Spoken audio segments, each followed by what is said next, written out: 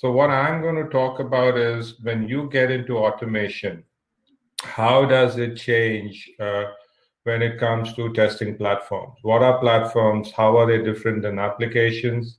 And because now you're dealing with digitalization, you're dealing with servicification, cloudification. So what does it change from a tester? What does it change from a person who's supposed to provide a construct to test the platform? And it'll be a quick 10-minute presentation, and then I'll leave 5 minutes for question Q&A. Oh, why did it do that? Okay. So, yeah, okay. So what are platforms, right? So first of all, we need to understand the difference between an application and a platform. I'll be very quick, and then I'll get into the nuts and bolts of how testing is done. This is level setting. So when you talk about digital platform, it has two components. One is you digitalize the business model and you find new ways and new products and new services to sell digitally, right? That could be something like Uber, that could be something like DoorDash, what have you, right? And the other piece of digital platform is the network of economy, right? So why that is important is because based on how big or small the network is, based on how many business stakeholders and customers are involved in the platform, that defines the scale and the elasticity that you need in that platform. How quickly you need to adapt to the load, how quickly you need to retard because the load has decreased. So how do you build that equilibrium? How do you build that balance between digitalization and the traffic that it is going to deal with? Now, taking an Uber example, right? Pretty much everybody knows what this is. Pretty much most of us would have used it, or maybe something similar to that in some part of the world. But we have all used a rideshare app these days. So if Uber was to just make a rideshare enterprise application, it would have done something like this. It would have a complete stack, a complete platform with modern infrastructure, with microservices, cloud, and or what have you. And then it would have made a replica of that and made Eats. And if they want to go into some other business, they would do the same. So all of this is still microservices. All of this is still new age cloud. This is all with the best of user experience you can get, the best of AI, the best of data science you can get. But this is still done in silos. This is still a place where you build something for a use case, for a business. And now if you have to scale it to another, if you have to adapt it to another, I'll have to stand up a very same setup and then kind of go from there. But if you pivot that and if you move to the new world or move to the world of platform, that's not how Uber gets implemented. That's not how Facebook gets implemented. That's not how Amazon gets implemented. They have something called as a platform layer, which is the infrastructure layer. Then there are services which are sitting on top of that platform, which may or may not be shared across the product lines that we have, or across the categories, if you will, they have. And then you start building the experience layer. You start building this platform-specific innovations for the products that you need, right? So that's the main difference. So you have a base layer, then you have a common layer, and then you have platform-specific layers or use case-specific layers that you'll have to build. So that's the biggest pivot. So now why this is important is because when we were testing back in the day, we were writing test cases, test assets, which were shared across modules, but still they were sticking to that one product. They were sticking to that one way of doing things. But now, because we have to support platform, we have to support these scalable, elastic application, we need to rethink of what is the definition of a scenario and what scenario is sitting at what layer. If it is a user-specific scenario, where does it sit? If it is an API-specific scenario, if it is a platform-specific scenario, NFRs that you're doing, your resilience, your performance, your security, where do I write those scenarios? And can there be a boilerplate for that? So that's what we're going to discuss. The other thing that I wanted to discuss, I kind of marry the two, is when you talk about platform, you'll be starting to learn, come to this nomenclature of site reliability, right? hey, I want an SRE thing. Do you support SRE? When you do your NFRs, do you have your SLOs and SLIs defined? You would have been hearing all of these terms when you go into new age testing. So first things first, I would like to say that people are fond of using jargons and they use it interchangeably. And when the new one comes in, they forget the old, right? So if you ever get into a place where you say that, okay, DevOps is dying and SRE is the new thing, I would like anybody and everybody to have a conversation with me, because DevOps is there to stay. DevOps has its own, it is its own universe. It is its own atom. SRE comes and complements it. It will never replace it. Number one. Number two, when you talk about SRE, SRE has a specific need and a specific implementation. You cannot go in and implement SRE everywhere, and you cannot go and say that every type of organization, every type of application, every type of platform would need SRE. Platforms would definitely need SRE, but not applications and organizations. Number one, if you're in something like a banking or an insurance thing, there'll be certain concepts of SRE that can be implemented.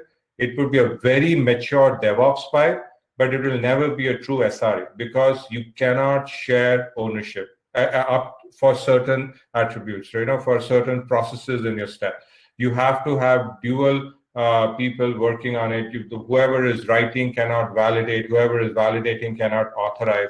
So all of those workflows are there so that the shared ownership is never going to be in certain domains. So there'll be attributes, aspects of SRE that can be implemented on top of a mature DevOps process, mature DevOps pipe, but these things will coexist. They will never kind of be replaced.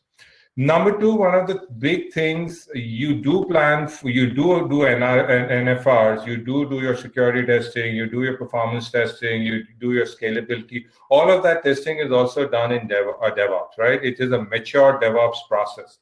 What changes in SRE is that now you have dedicated error budgets and you have a way to calculate those error budgets. So it's not something new you're doing it more scientifically. You're taking the craft out and making it a science.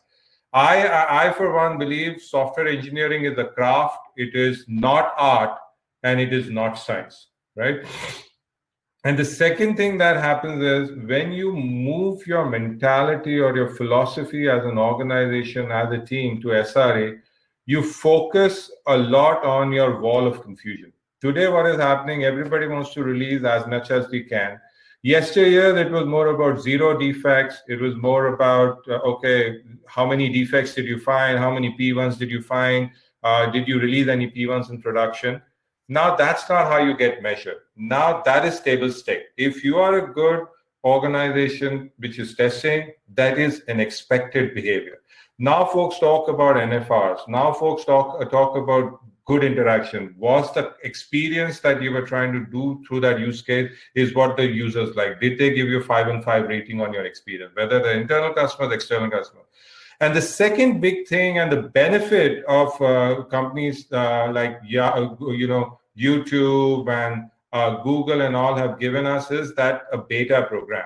So now, because there's so much of digitalization, because everybody uses a computer, there is a cognitive behavior that has happened in us and in our current people on the world who use digital, that they expect. They know if I am on a mobile, how would that experience be? I'm on and every application would behave a certain way. If I'm on an iOS, every application would behave in a certain way. So we all have been institutionalized to expect, right? We have been institutionalized to understand that there can be a defect. So, but then what comes up is like how big that defect is, how big that latency is, right? So that is the scalability, that is the wall of confusion. How many features you need, and if you need so many features, do you give them at the cost of scalability? How focused you are on stability is what is there. And the manual tasks are minimal, but they will stay there. So if anybody tells you AI is going to take our jobs, tell them no. The human cognitiveness is going to be there. And I agree, when manual testing is dying, it's not dying. The exploratory testing is going to stay for good because of the cognitiveness that we have in our own brains. Okay. And the monitoring also changes in the SRE world vis-a-vis DevOps, and I'll just talk about that, right? So to wrap it up, SRE is not replacing DevOps. SRE is complementing, and it is an intersection between sending things to production in a stable way or not in a stable way. You are able to measure that, okay? Now, when you talk about availability, right, that's what I was saying, like, what is the expectation? Earlier, when you were talking of ops, the availability was what was your system uptime? What was the anticipated system uptime? Now, that is table stakes. You are supposed to give that. You will have measures. You will have your KPIs that you will be monitoring. You will be measuring. You will be using the gold standards to kind of, understand what your alert system is, and you'll already be doing that. But when you start and that is the DevOps world, right? But when you start implementing SRE, it's about good interaction. How many good interactions did I have? Were they 5 on 5? And what is the percent of it? Like, what is the total good interactions and what is the percent of it? That's the pivot that happens in the SRE world, right? That's the maturity that comes in, right? And the other thing is that earlier it was because of folks have changed because of microservices, but still there was no scientific way of what is the agreed quality, what is the required quality for that application, right? You can over-engineer anything and everything and make it look amazing, but was it even required? You cannot take a commuter car and put the same amount of engineering that you would put in a race car or a luxury car and say that the customers who are going to buy a commuter car are going to pay me the same amount of money that a luxury car manufacturer would get for their car, right? And that is why there are those segments, right? So how do you define those error budgets, and how much is the cost of quality? What is the ROI of quality? There's a method to that madness, right? You take your availability target and you kind of put it on top of the budget you have, and you see what is the cost that you get it. I call them the Mona Lisa versus non-Mona Lisa pages. There'll be many pages in your application that are used barely once a month, once a week, or once a year. You would not spend a lot of your budget on those kind of pages, because even if they fail, even if the system that particular page is down, you're not losing any revenue. It's not a fire in the jungle, right? You can give them a workaround. You can do what you need to do, and that would be once a month, once a year kind of thing, and you can address it differently. But if there is a page which is used 100 times a day, and even if it is down for a minute, the world is on fire. That's where your money goes, and that is the science that comes with SRE. That's the methodology that you'll have to put in to kind of understand where I spend and how much I spend. How do you get to that, right?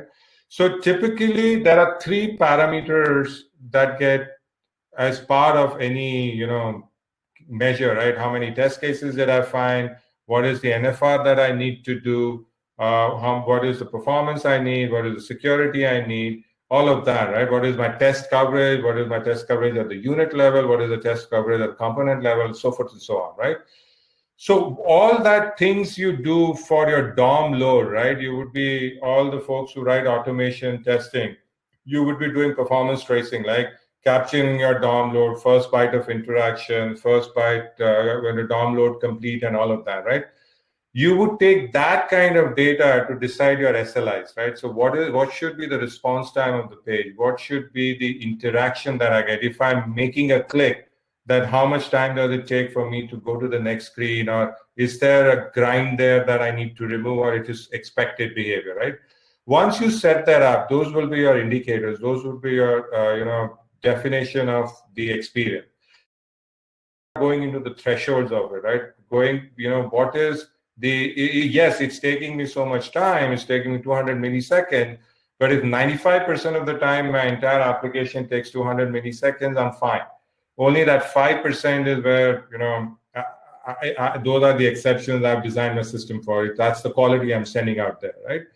And then is when you get into that percentile world, right? That 5% is not making 200%. So is that what you want? Those become your service level contracts, right? Those become your benchmarks of, okay, is my NFR coverage right? Am I testing it enough? Is it stable enough? Is it able to scale what I want to scale? Is the experience as frictionless as I intend it to be? I can make it touchless if I want, right?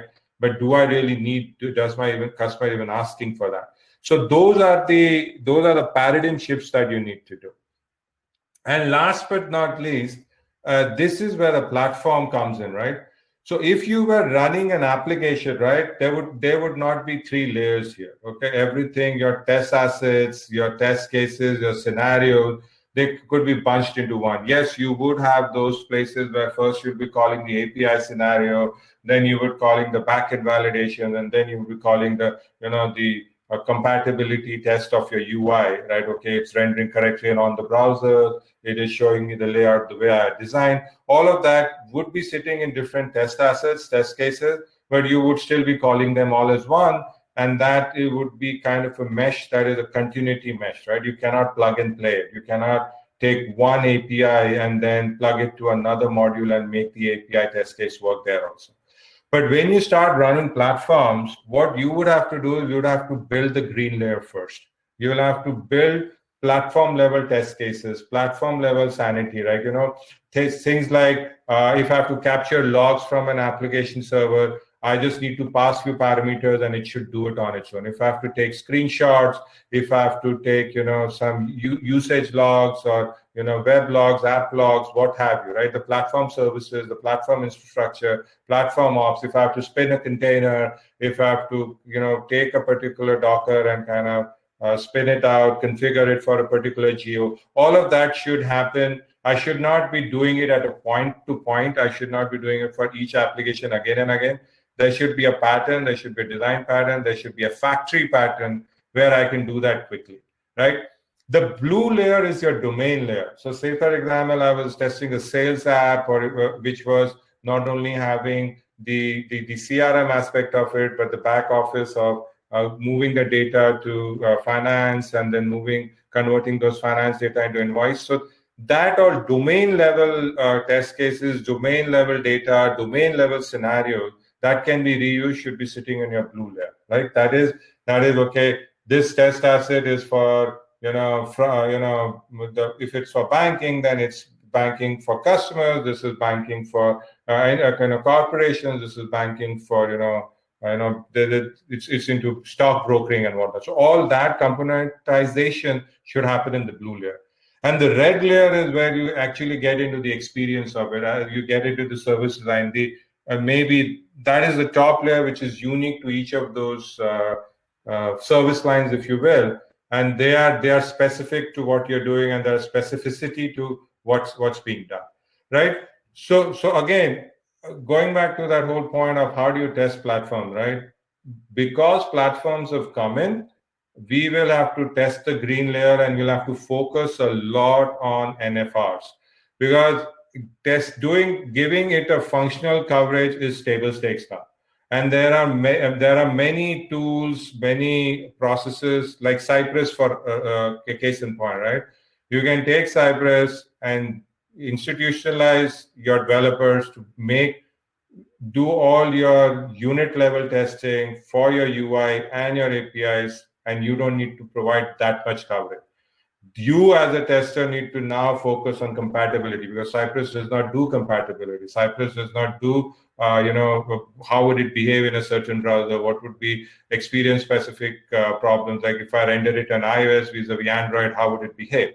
So that is our new job, right? Functionality can be shifted left. Functionality can be, you can use BDD frameworks and you can use Gherkin to do your given when then, and you can make that as your acceptance criteria, right? And this is, folks, I'm assuming all of this is done for a new age app, right? If it is a Mode 2 app, which is old school, which is an enterprise application, the classic philosophy of QA also works there, okay? So just to wrap that up, right? And last but not least, I just wanted to leave everybody with one thing, that DevOps engineering is not going anywhere, and SRE is not, it's not a substitute. It is complementing what DevOps does, okay? So the NFR is part of DevOps. NFR is not SRE, okay? These are the principles when you're doing engineering, when you're merging the ops and the dev, right? You do experiment, you do observe, you do there's a hypothesis, there's skepticism, that you apply those principles to keep making your application better and more stable, okay? And that blue layer is what gets added as part of the SRE. You still do continuous integration, you still do continuous delivery, you still do A/B testing, you still do blueprint deployments. All those concepts are DevOps concepts. They are not SRE concepts. SRE concepts are having a work file which is tied to your NFRs, having error budgets that can help you build your NFR, having a KPI, SLOs, SLIs that define good interaction. It's not just CPU utilization and memory utilization is what your JMeter scripts are doing. It's also your user experience that you're testing, right? So that is what that is the maturity. So if you look at Dickinson pyramid, SLOs, SLIs are what get added, interrupt-driven work, right? So this is where if you could implement SRE in a particular organization, one of the behaviors that your developers will have to implement is interrupt-driven work. What that means is I might be working on a sprint, I might be working on a release that is going to happen this Friday, but if there's a production defect, I have to drop anything and I have to join that call and I have to go fix that issue first, right? So that behavior, how do you create that balance, is what SRE brings in. Earlier, it was an exception. Now it's a norm, right? The full stack developer, the SDETs of the world and whatnot, right? The other big thing, there's a big difference between sprint retrospect and blameless postmortem. Sprint retrospect have its own criterias. It is more on requirements like did the demo go as per the acceptance criteria, and that is to that. But when you talk about blameless postmortem, it's not only about what was delivered into production, but it was also about how it behaved in production. If I had a 7, why did it break? Why did it not scale? Why that integration was missed, so forth and so on.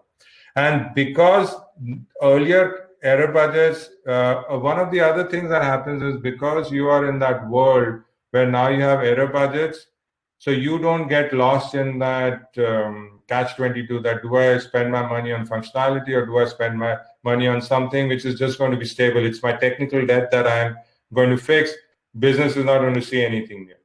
So that's the problem that we run into, and that's where SRE comes and helps us, right? That's where it kind of error budgets and joint ownership is what will give you a stable product. So now I can take questions. I don't have any. Yeah. If you want to be SRE, which book course do you recommend?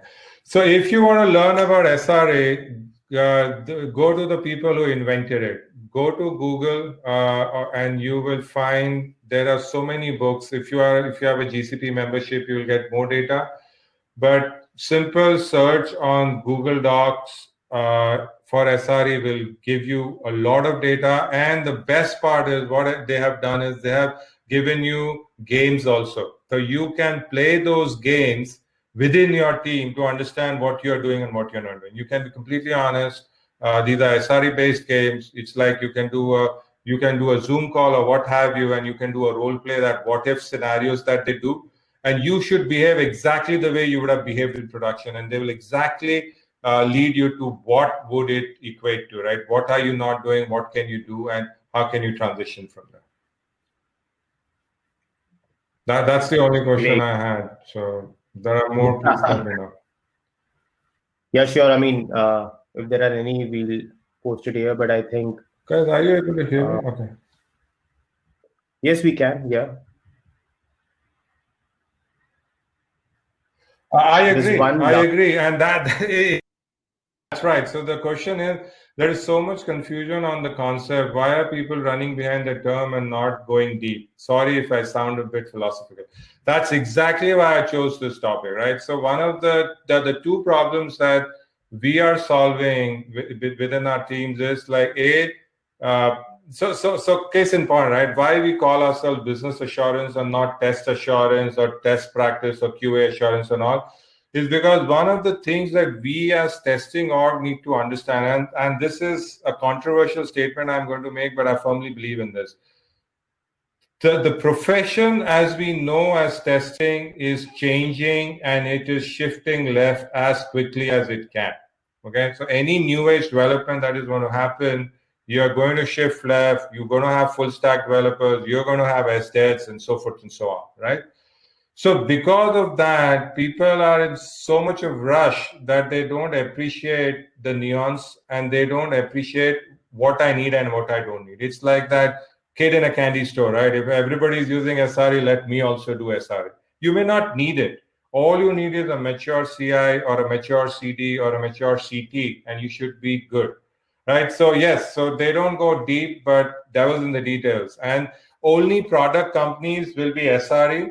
If you are a company which is using technology or a COTS product or have created your own custom product, 99% of the time you would not need SRE, but you should you should have your SLOs, SLI, you should have your error budgets, and you should have different KPIs to understand the interaction, the user experience, the user behavior, the humanness of your application should be tested and should be budgeted for. But you don't need those silos. You don't need, those principles of, having to work on production issues and my release and all of that. No, you don't need any of that. That is not something you need. So you don't need event-driven, interrupt-driven work. You don't need a lot of automation and self-service, right? So you can still do with manual testing. You can still do with exploratory testing.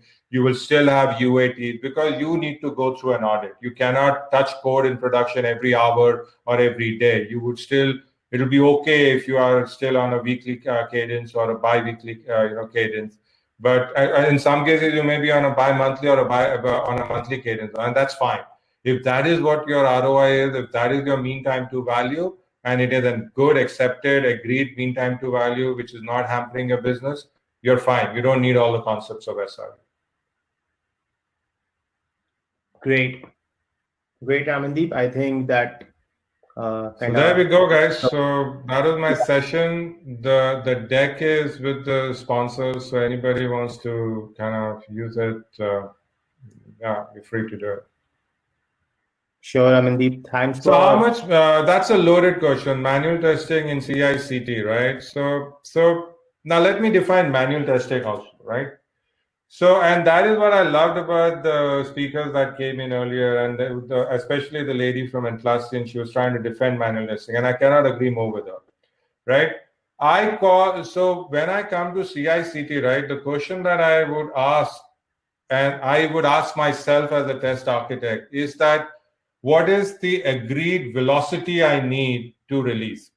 If I have a hardening sprint in my release calendar, then I would try to be sprint +1 when it comes to automation testing. I would take my next sprint to automate whatever I build in sprint 1, right? But if I don't have a hardening sprint, if I'm in a Kanban world, then I would like to do in-sprint testing, and the ratio that in-sprint automation testing, and the ratio that I would keep is for every, so if I have a pod of 6 per people, out of which I would keep one person who's more like not a product owner per se, but a BA/manual tester kind of a person. I would keep one as an automation person, and the remaining 4 would be based on what the composition of the sprint is. If it is more API based, then more API developers. It's more UI based, more UI. So that 4 people would be floaty, right? They may change based on what my PI planning was, right? So, but if I am in a hardening sprint world, I might take that automation person out, and I would replace that with a proper exploratory tester who has a lot of tribal knowledge and can kind of do a good exploratory testing, and there are various ways to do that, and that is what the previous speaker was talking about, right? So it depends. So if you would still be in a CT world, but because you have a hardening sprint at the end, you would kind of not spend a lot on your automation because you have the subsequent sprint where you catch up on it. But if you don't have a hardening sprint, you're in a Kanban world and such, then I would try to get it up to 84, 85%. But if I have a hardening sprint, 70% is also a good place to be. I I would not pull my team on that, okay, go invest more, if there is no business case for it. Production validation. So when you talk about production validation, right, that's again a loaded term, okay? And production validations typically should be automated, right? When I say that, now that is with the assumption that all that you could find, there's barely any defect leakage, right? And then you can give them a gold suite to your ops guys, and that's where that DevOps comes in, right? So the moment I release, I've been given a test suite which is tied to my Jenkins or whatever your orchestration layer is. The moment my deployment goes in, I test it and I give you the light, right? And that is where your green, blue-green deployments come into play, right? If I give you the light, and if it is kind of still stuck, then I can always go back to the previous environment, right? So I always have a fallback there, right? So that's where you that's why you use those principles. Refreshing to hear your stance on your understanding testing and also technical, a good balance. And what do you mean by hardening sprint? Okay, so typically what you mean by hardening sprint is that whenever you do PI planning, right? Say for example, my PI was six PI, like six sprint. I'm just making this up, right? Or maybe let's keep it 3. Okay. So what folks do is the first 2 sprints is where you will do all your requirements. You would kind of do as much new code gets checked in and new designs, new wireframes, new what have you, right? The last sprint is where you start catching the defects and you start fixing the defects. The last 2 weeks is nothing but, okay, you brought in as much new as you can in a month. Now the last 2 days of that in the second month, like 6 weeks that I'm talking about, all you do is fix, get the UAT, get the agreement, everything is locked and loaded, right?